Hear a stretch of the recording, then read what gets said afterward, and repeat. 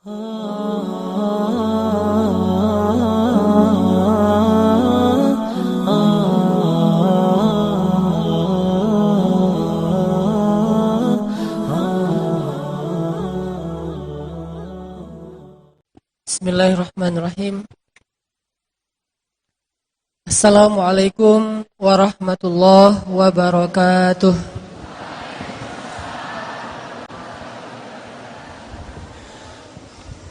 Alhamdulillahirabbil alamin.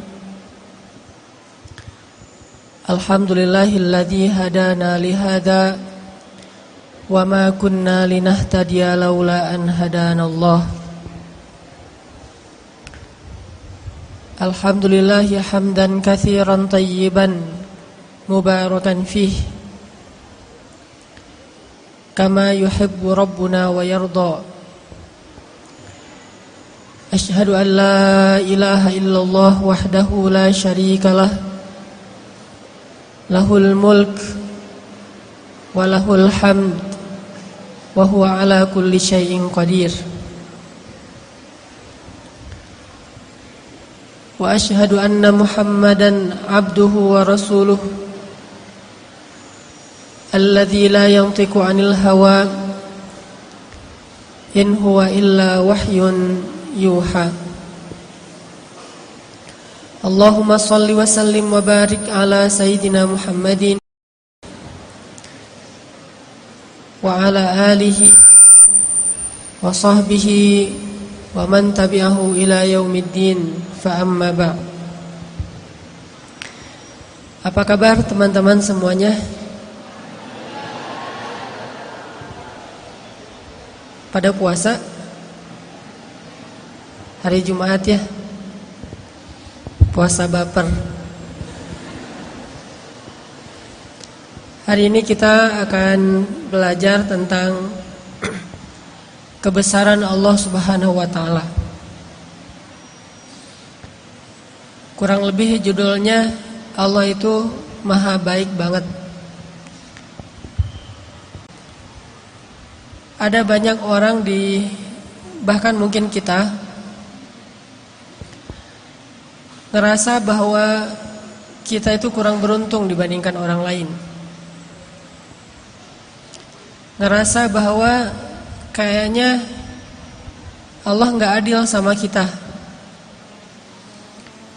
Karena kita melihat orang lain mendapatkan banyak nikmat, sedangkan kita enggak. Kita ngerasa kayak orang yang paling dicurangin dalam hidup oleh Allah Subhanahu wa taala. Kita ngerasa kayaknya orang yang paling sengsara di antara semua manusia. Ketika kita membandingkan hidup kita dengan hidup orang lain. Kalau kita pernah ngerasa kayak gitu, gara-gara kita sedang diuji oleh Allah dengan satu masalah, pasti kita berarti belum mengenal Allah Subhanahu wa taala. Ada orang yang diuji mungkin dengan ujian fisik. Dan kadang-kadang itu bukan ujian sebetulnya. Dia aja yang tidak mampu bersyukur atas nikmat fisik yang Allah berikan. Dia ngerasa warna kulitnya adalah ujian. Kayak saya gitu. Alhamdulillah ini mah bukan hitam, eksotis. Ada orang yang ngerasa jenis rambutnya adalah ujian. Ada orang yang ngerasa tinggi badannya adalah ujian. Ada orang yang ngerasa bentuk hidungnya adalah ujian. Ada orang yang ngerasa gemuk dan kurusnya adalah ujian. Ada orang yang bahkan ngerasa nasab keturunan adalah ujian. Sehingga bagi dia menjadi orang yang paling tidak beruntung karena diberikan fisik yang menurut dia tidak ideal. Ini pasti orang gak kenal Allah Subhanahu wa ta'ala. Kalau dia kenal Allah Subhanahu wa ta'ala, maka dia akan melihat sebaliknya. Kalau dia kenal Allah Subhanahu wa taala, alih-alih dia mengeluhkan nikmat, justru dia makin bersyukur kepada Allah. Ada juga orang yang merasa dirinya paling menderita karena melihat dirinya orang yang paling tidak beruntung dalam urusan harta. Dia menilai orang lain lebih beruntung karena gajinya lebih besar, karena diberikan nafkah oleh suaminya lebih banyak, karena kendaraannya lebih baik, karena rumahnya lebih luas, karena tempat kerjanya itu lebih bergengsi, karena titel dan gelar-gelarnya itu lebih tinggi, sehingga dia merasa karena hartanya terbatas menjadi orang yang paling sengsara di muka bumi. Ini juga orang yang gak kenal sama Allah. Atau ada juga yang ngerasa dirinya tuh paling menderita karena masih jomblo. Dia cemburu kepada temannya yang nikah, bahkan dia cemburu kepada temannya yang baru putus. Lo masih mending ngerasain gimana putus, dah gua jadi juga nggak pernah katanya. Jadian juga nggak pernah, apalagi putus. Ada banyak banget hal yang dikeluhkan oleh manusia untuk dia ngerasa pantas menyebut dirinya itu sebagai orang yang paling sengsara. Ada banyak hal yang dianggap oleh manusia itu pantas dikeluhin kepada Allah Subhanahu wa taala karena memang dia ngerasa dicurangin oleh Allah Subhanahu wa taala. Dan hari ini kita pengen belajar bagaimana merubah keluhan-keluhan, yaitu Abu Ubaidah bin Jarrah kekuasaan sebagai gubernur di Syam, Suriah. Sehingga suatu hari ketika dia sedang memantau keadaan rakyatnya, lagi belusukan, keliling-keliling gitu, Abu Ubaidah pernah melewati suatu hutan yang tidak ada penduduk tinggal di sana. Tiba-tiba Abu Ubaidah bin Jarrah menemukan sebuah gubuk kecil di tengah hutan. Ini lagi lewat nih bersama pasukannya, kayak lagi ada ekspansi gitu. Tiba-tiba ngelihat tiba-tiba Abu Ubaidah melihat sebuah gubuk di tengah hutan. Terus karena penasaran, Abu Ubaidah pun mendekat ke gubuk itu. Dari luar gubuk, Abu Ubaidah mendengar suara laki-laki bertahmid kepada Allah.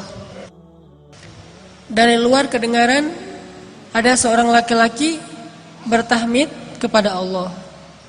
Dia berucap, Alhamdulillah, Alhamdulillah, Alhamdulillah, Alhamdulillah, Alhamdulillah, Alhamdulillah. Terus dia bertahmid, memuji-muji Allah Subhanahu wa taala. Sehingga akhirnya Abu Ubaidah menjadi kepo. Mulailah Abu Ubaidah stalking, ngepoin, ini siapa nih yang punya akun? Kok postingannya itu positif terus gitu? Postingannya itu memuji-muji Allah, Allah maha baik, Allah baik banget, Allah luar biasa, Allah keren, Allah apa, terus memuji-muji Allah Subhanahu wa taala. Terus begitu. Sampai akhirnya Abu Ubaidah penasaran. Maka Abu Ubaidah pun memberi salam, minta izin supaya dibolehkan masuk ke dalam rumah. Assalamualaikum. Waalaikumsalam.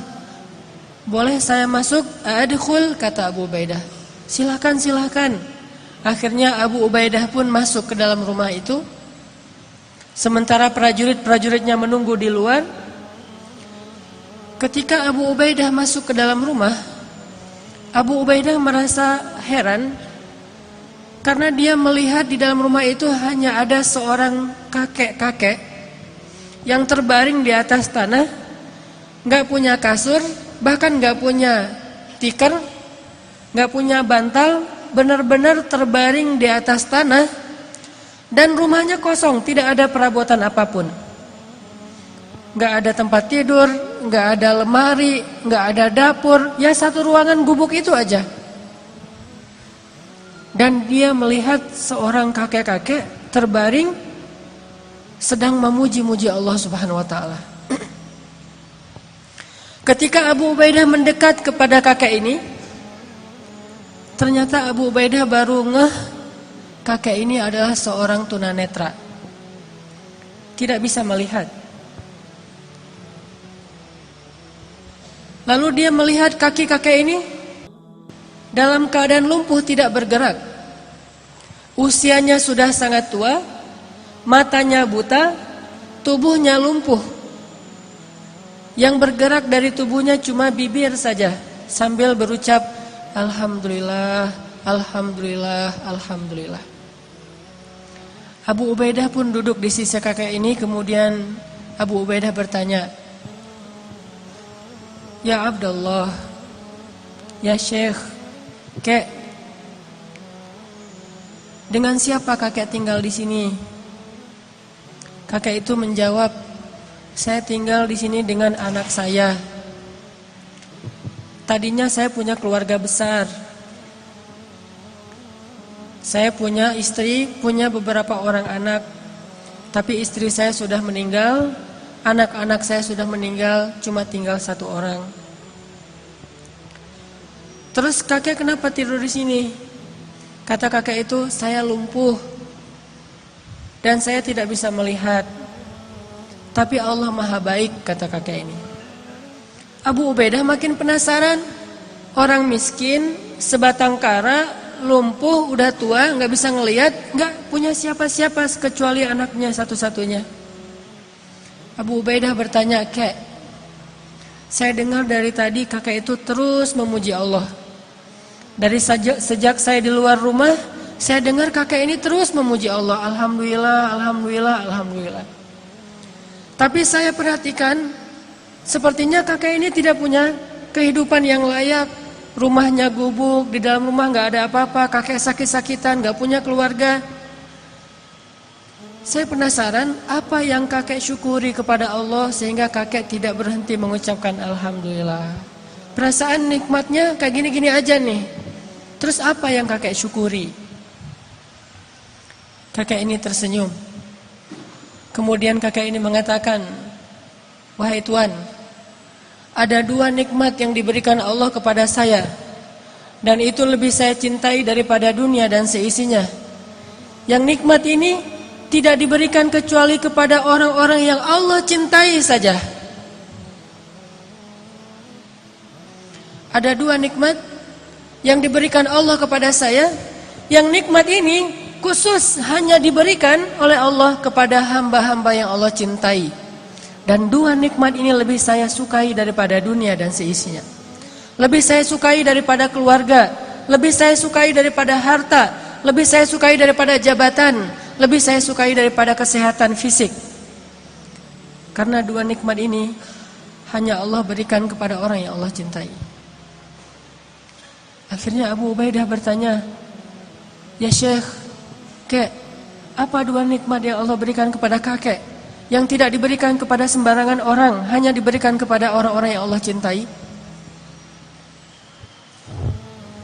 Kakek ini menjawab, dua nikmat itu adalah qalban syakiran wa lisanan dzakiran. Dua nikmat yang diberikan Allah hanya kepada orang yang Allah cintai adalah nikmat hati yang selalu mampu bersyukur dan nikmat lisan yang selalu mampu berzikir.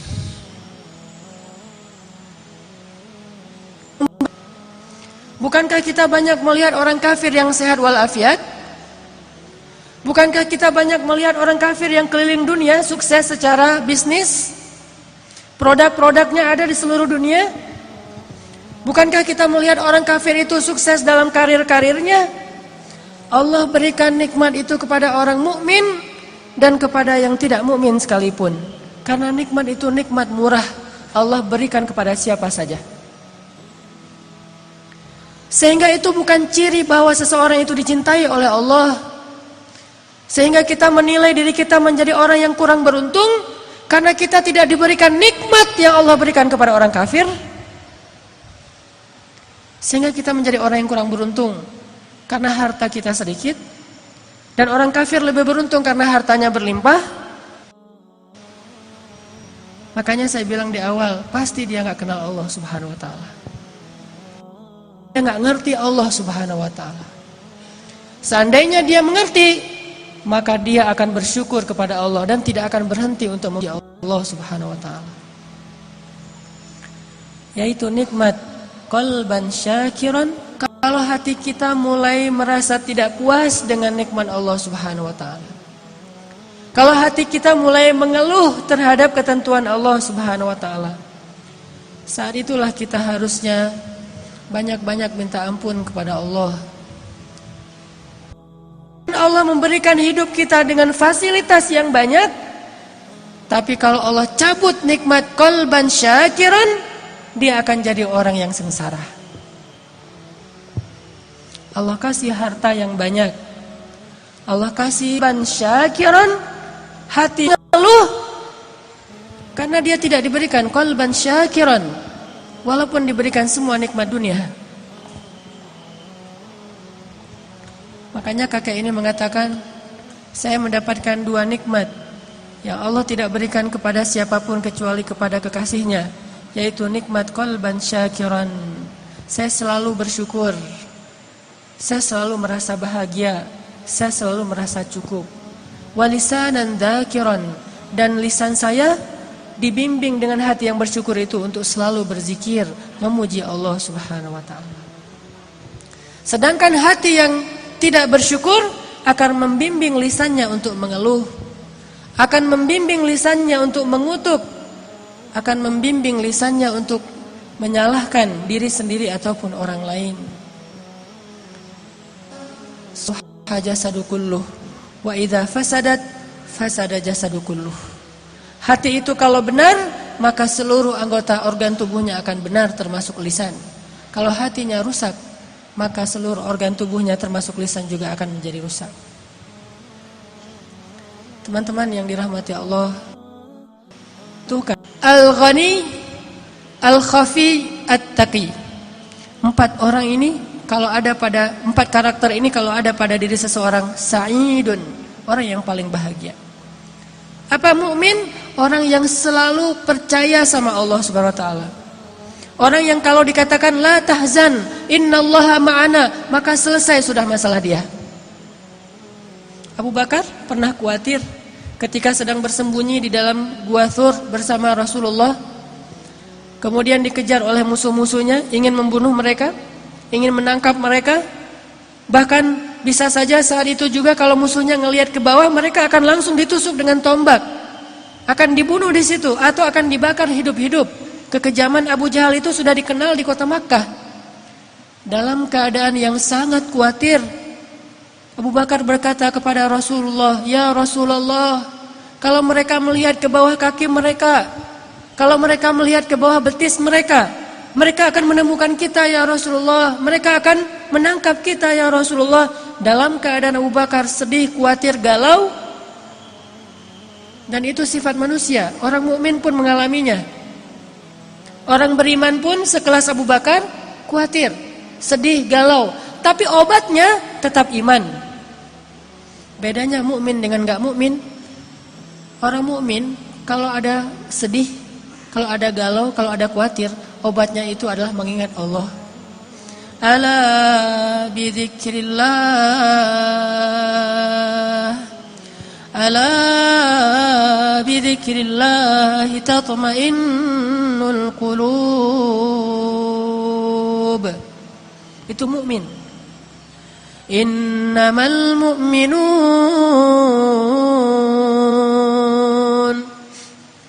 Innamal mu'minun alladzina idza dzukirallahu wajilat qulubuhum Wa idza tuliyat 'alaihim ayatuhu zadatuhum imana wa 'ala rabbihim yatawakkalun. Itulah obat orang yang beriman.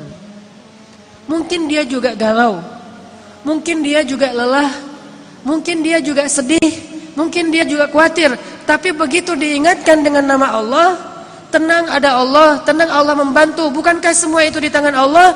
Langsung dia menjadi tenang. Itulah mukmin.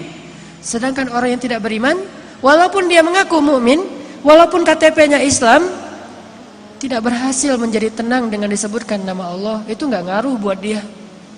Dia tenang, ketenangan dia cari jauh-jauh dengan jalan-jalan. Dia mencari ketenangan itu dengan belanja. Dia mencari ketenangan itu dengan menonton. Dia mencari ketenangan itu dengan mendapatkan uang yang banyak. Dia mencari ketenangan itu dengan ketemu teman. Dia mencari ketenangan itu di semua tempat kecuali di langit. Dan dia tidak akan mendapatkan ketenangan yang sejati.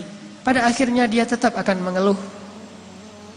Tapi bagi orang mukmin, Allah di hatinya. Sehingga ketika dia diingatkan dengan nama Allah, otomatis dia menjadi tenang. Ya Abu Bakar, kata Rasulullah, ma dhannuka bisnain, Allahu thalithuhuma. Ya Abu Bakar, kata Rasulullah, kenapa engkau berpikir kita hanya berdua ya Abu Bakar? Bukankah Allah yang ketiga? La tahzan, innallaha ma'ana. Jangan sedih, jangan khawatir wahai Abu Bakar, sesungguhnya Allah bersama kita. Langsung tenang Abu Bakar As-Siddiq. Qalban syakiran. Ini mukmin. Kata Nabi, orang yang paling beruntung mukmin, ghaniyun. Mukminun ghaniyun khafiyun taqi. Mukmin orang yang kalau diingatkan dengan nama Allah tenang. Kalau dikembalikan kepada Allah suatu urusan beres. Kadang dia juga kadang-kadang ada masalah, namanya manusia. Coba teman-teman perhatikan pembukaan dari surat Al-Anfal. Apa isi dari pembukaan surat Al-Anfal? Yas'alunaka 'anil anfal. Isi dari pembukaan surat Al-Anfal itu adalah keributan antara para sahabat. Dan yang agak-agak unik, ributnya itu masalah duit lah gitu. Masalah harta, masalah ghanimah. Bayangin sahabat senior, muhajirin, ahlu badar, ikut perang badar, bisa-bisanya juga ribut hanya gara-gara masalah ghanimah. Itu kan, tapi itulah manusia. Dan itu bisa jadi bahan ribut semua orang, baik dia orang yang solih atau apalagi nggak solih, sama. Masalah warisan, masalah pekerjaan, masalah dagang, masalah bisnis, masalah transaksi, kelas ribut, itu wajar, manusiawi. Tapi yang hebat dari orang mukmin, ketika diingatkan dengan nama Allah, katakan ghanimah itu milik Allah dan Rasul, beres semua urusan mereka. Jadi mukmin itu bukan tidak pernah khawatir, nggak pernah galau, nggak pernah sedih. Karena itu sifat manusia. Tetapi menjadi manusia saja kita tidak bisa bahagia. Hanya bermodalkan manusiawi kita nggak bisa bahagia. Harus plus manusia plus iman baru bahagia. Innal insana lafi khusr. Jelaskan ayatnya. Pada dasarnya kata Allah manusia itu khusr, rugi, sengsara, ngeluh, itulah sifat manusia. Khuliqal insan halu'a, itulah manusia. Idza massahu syarru jazu'a wa idza massahul khairu manu'a. Kalau kita cuma pakai modal manusia, manusiawi kan sedih, ya manusiawi. Manusiawi enggak sih ngeluh, ya manusiawi. Manusiawi enggak sih marah, ya manusiawi. Tapi tahukah kita, manusia itu khusr. Kalau cuma pakai modal manusia, kita lebih sering sengsaranya daripada bahagia. khusr. Halu'a, idza masyar jazu'a, wa idza massahul khair manu'a. Sama aja. Dikasih ujian jazu'a, dikasih nikmat manu'a. Dikasih ujian dia ngeluh, dikasih nikmat juga dia ngerasa kurang. Itulah insan.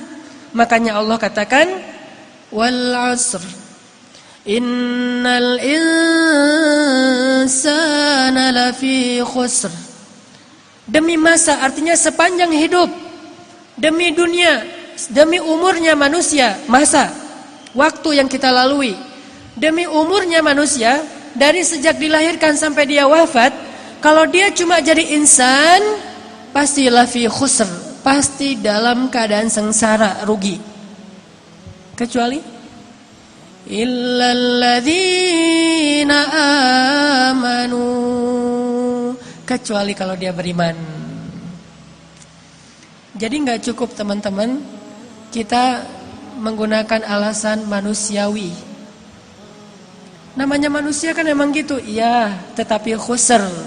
Kalau mau falah, kalau mau beruntung, maka dia harus menambah, mengupgrade statusnya dari sekedar insan menjadi mukmin, baru dia menjadi orang yang lebih falah. Ulaika ala hudam min rabbihim wa ulaika humul muflihun. Kalau dia yu'minun, beriman, baru dia menjadi orang yang dapat petunjuk dan baru menjadi orang yang muflihun, orang yang bahagia. Kalau dia yu'minun, itu jelas pembukaan surat Al-Baqarah. Jadi kita harus mengupgrade status kita sebagai insan menjadi manusia yang mukmin. Illalladzina amrahu kullahu khair. Idza massahu sarra syakara fakana khairan lah. Wa idza massahu darra sabara fakana khairan lah. Wa laisa dzalika illa limu'min. Menakjubkan sekali urusan orang yang beriman. Semua urusannya adalah baik. Coba perhatikan, semua urusannya adalah baik. Semua. Siangnya baik, malamnya baik, hujannya baik, panasnya baik, sakitnya baik, sehatnya baik. Mudanya baik, tuanya baik, semua urusannya baik. Miskinnya baik, kayanya baik, sendirinya baik, ramainya baik. Semua urusan dia baik. Idza massahus sarra syakara, kalau dia diberikan nikmat, kegembiraan, dia bersyukur. Dan itu kebaikan bagi dia. Kalau Allah berikan dia ujian, dia bersabar, dan itu kebaikan bagi dia. Beda banget kan dengan orang yang manusiawi banget. Manusia dikasih ujian mengeluh, dikasih nikmat merasa kurang. Mukmin dikasih nikmat bersyukur, dikasih ujian bersabar, semuanya baik. Makanya Nabi bilang mukmin itu bahagia karena dia percaya sama Allah Subhanahu wa taala. Enggak ada sengsara. Sengsara langsung diobatin. Ngobatinnya itu gampang, recovery-nya itu gampang. Mukmin. Yang kedua kata Nabi selain mukmin, ghani. Yang tadi saya bahas, ghani itu orang yang hatinya selalu ngerasa cukup, kaya hatinya. Naul nafs, kaya jiwanya, bukan hanya kaya hartanya.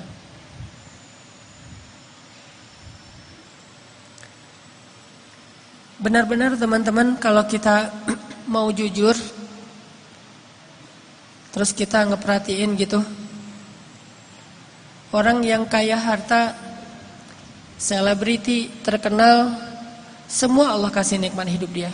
Rumahnya ada kolam renang pribadi, mobilnya mobil Alphard, terus dia juga terkenal, hartanya udah gak kehitung, bahkan kadang-kadang duitnya udah gak ada serinya, udah saking banyaknya duit.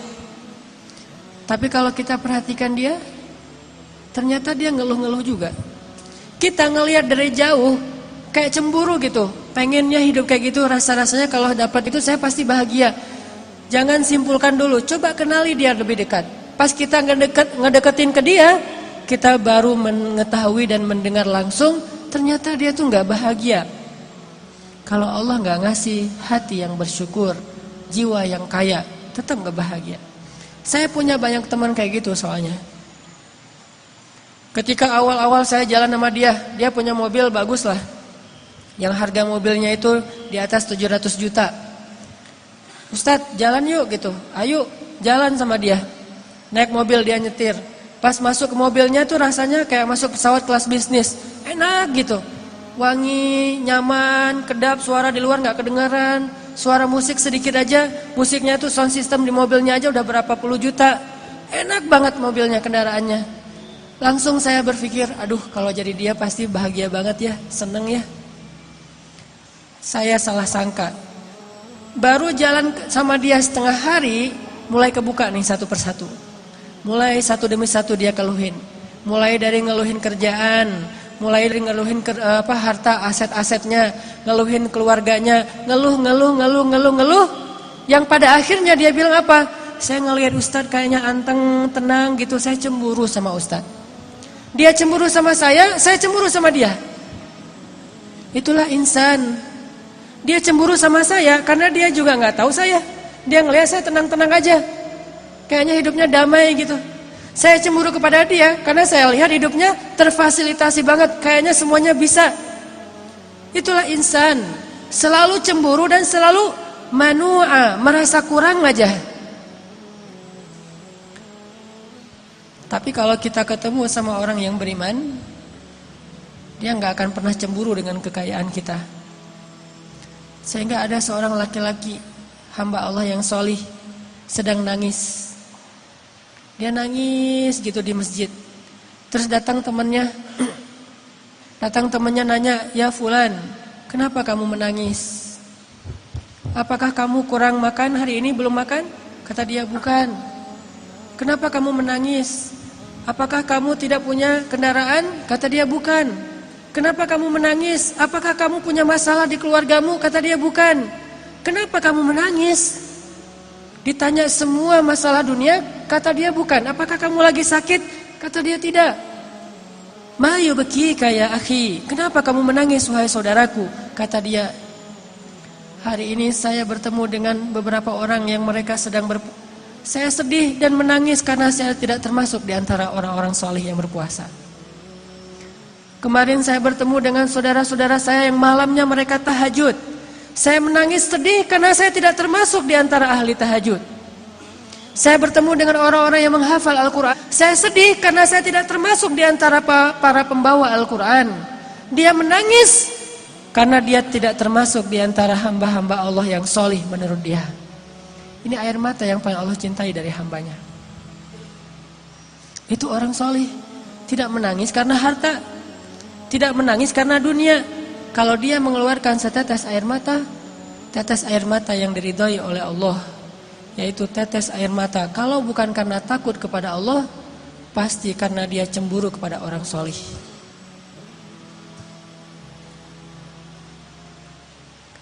Makanya teman-teman, hari ini coba kita booster diri kita nih. Kita muhasabah diri kita. Kita renungkan diri kita. Kenapa saya merasa jadi orang yang sengsara? Apakah Allah kurang ngasih nikmat? Kenapa saya kayak ngerasa Allah itu curang sama saya? Apakah Allah benar-benar curang kepada kita? Ya ayyuhal insan, ma gharraka bi rabbikal karim. Apalagi yang membuat kamu merasa Allah curang sedangkan Allah Maha Karim, Maha baik. Karim dalam bahasa Arab artinya jawad. Kalau ngasih itu enggak tanggung-tanggung, banyak itu karim. Ngasih kebaikannya itu banyak itu karim. Rabbikal karim, ma gharrak. Kenapa kamu malah berpaling dari Allah? Pasti penyebabnya kurang iman, kurang kaya jiwanya, kurang takwa amalannya, dan kurang ikhlas dalam ibadahnya. Tidak mukmin, tidak ghani, tidak taqi, tidak khafi. 4 inilah yang membuat seseorang bahagia. Dia percaya sama Allah, Allah cukup buat dia. Hasbi Allah, hasbi Allah.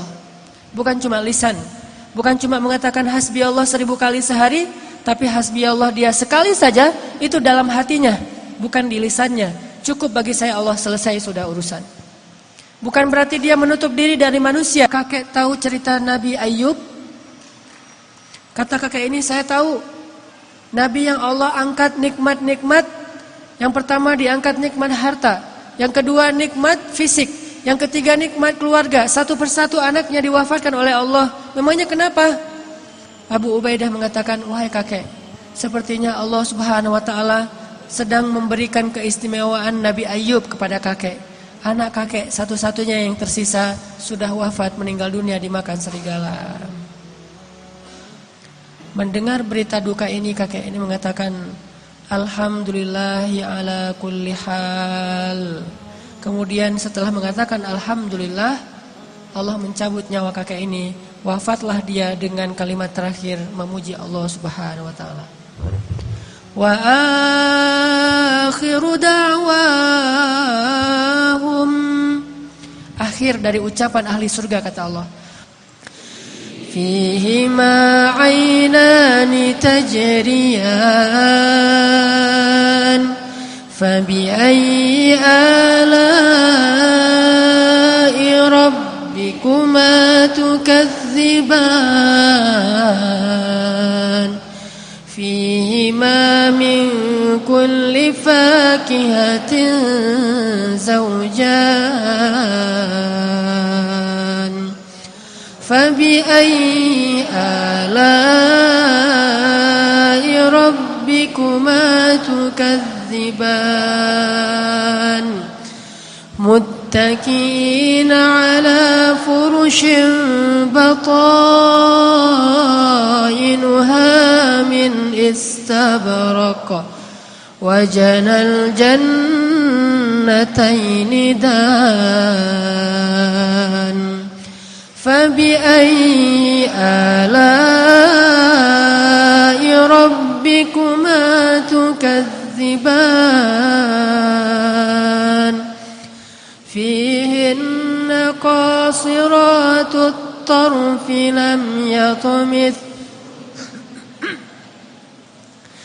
lam yatamithunna insun qablahum wala jan Fabi'ayyi ala'i rabbikuma tukadziban Ka'annahunna al-yaqut wal marjan Fabi'ayyi ala'i rabbikuma tukadziban Hal jazaa'ul ihsani illal ihsan Fabi'ayyi ala'i rabbikuma tukadziban Wa min dunihima jannatan Fabi'ayyi ala'i rabbikuma tukadziban Mudhammatan Fabi'ayyi ala'i rabbikuma tukadziban Fihima aynani naddakhatan Fabi'ayyi ala'i rabbikuma tukadziban Fihima fakihatun wa nakhlun wa rumman Fabi'ayyi ala'i rabbikuma tukadziban تكذبان فيهن خيرات حسان فبأي آلاء ربكما تكذبان حور مقصورات في الخيام فبأي آلاء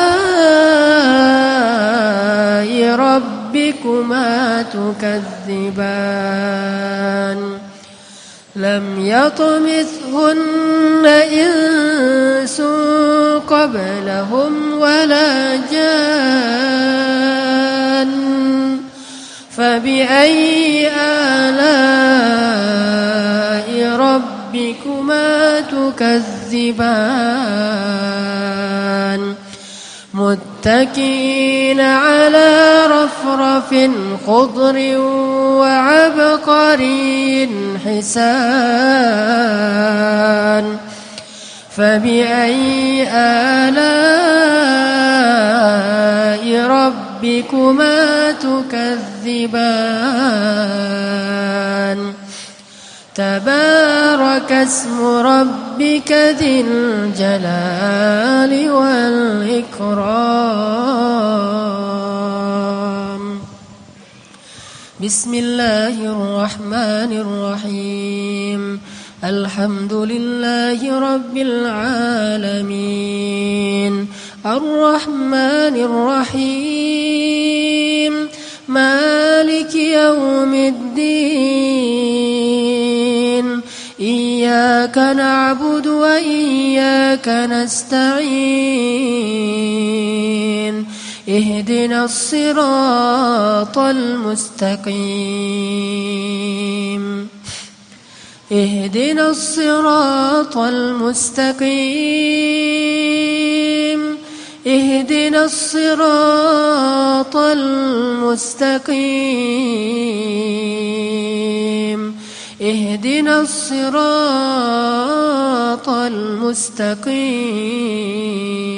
المستقيم اهدنا الصراط المستقيم صراط الذين أنعمت عليهم غير المغضوب عليهم ولا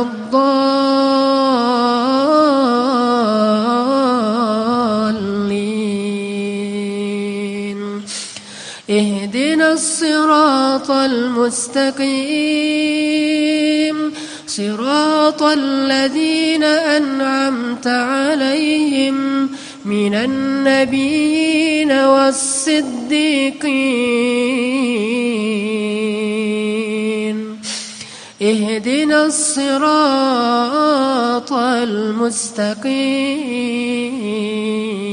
المستقيم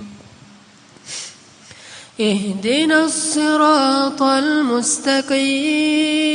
المستقيم صراط الذين أنعمت عليهم من النبيين والصديقين والشهداء من النبيين والصديقين والشهداء والصالحين اهدنا الصراط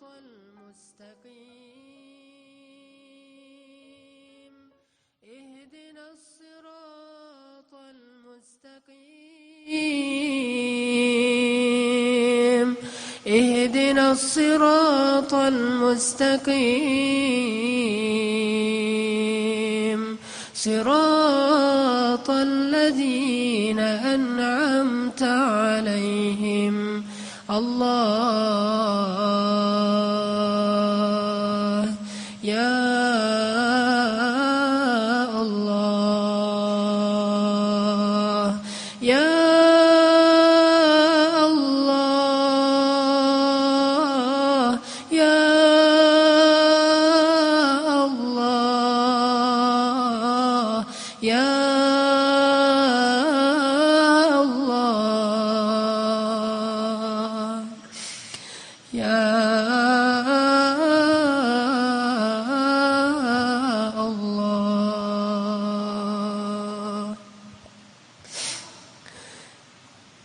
اللهم اجعلنا لك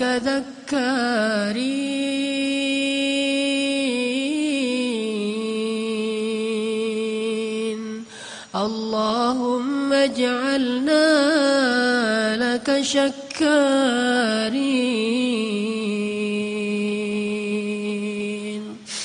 لك ذكارين لك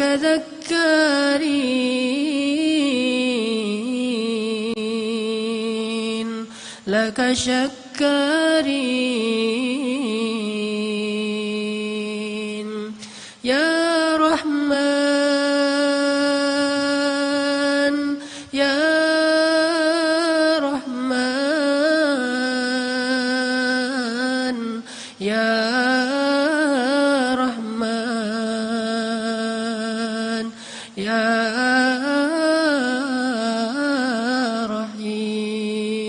رحيم إليك أنبنا يا الله وعليك توكلنا يا الله وبك آمنا يا الله وإليك أنبنا يا الله يا غفار يا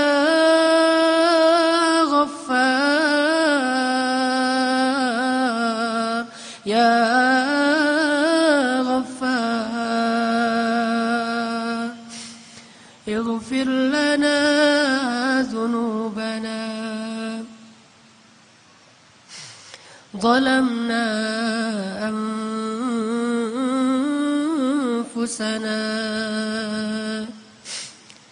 ظلمنا أنفسنا وإن لم تغفر لنا وترحمنا لنكونن من الخاسرين ربنا لا تؤاخذنا إن نسينا أو أخطأنا ربنا اغفر لنا ذنوبنا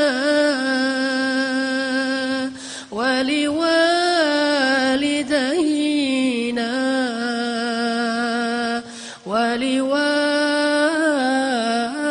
ولوالدينا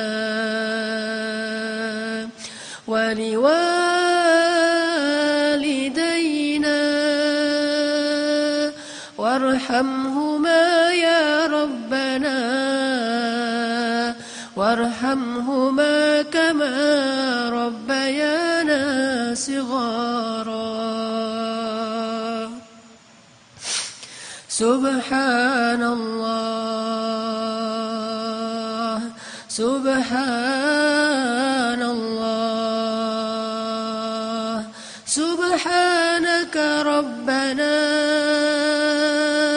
إنا كنا من الظالمين إنا كنا من الظالمين فاغفر لنا ذنوبنا يا رحيم فاغفر لنا ذنوبنا يا مجيب السائلين.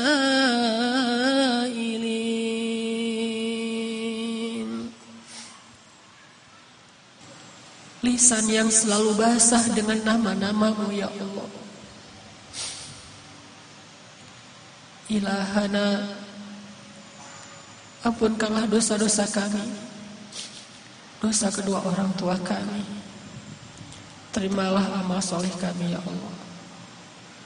Rabbana atina fid dunya hasanah wa fil akhirati hasanah wa qina adzabannar. Subhanakallahumma wa bihamdika asyhadu an la ilaha illa anta astaghfiruka wa atubu ilaik. Assalamualaikum warahmatullahi wabarakatuh. Waalaikumsalam warahmatullahi wabarakatuh.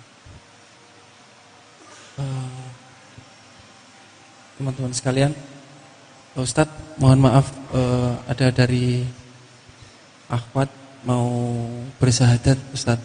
Mohon mungkin dipandu, tapi sudah terdengar adzan. Bagaimana dilanjut untuk syahadat dulu? Gimana, Ustadz? Boleh sebelum sholat syahadat dulu, nanti biar bisa sholat maghrib. Saya mohon untuk akhwat yang mau bersyahadat mungkin bisa maju ke depan, di depan sini. Silahkan dipandu teman-teman panitia.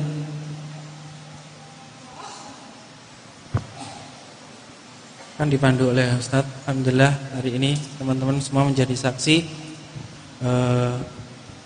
Untuk akhwat tolong panitia, silakan dipandu.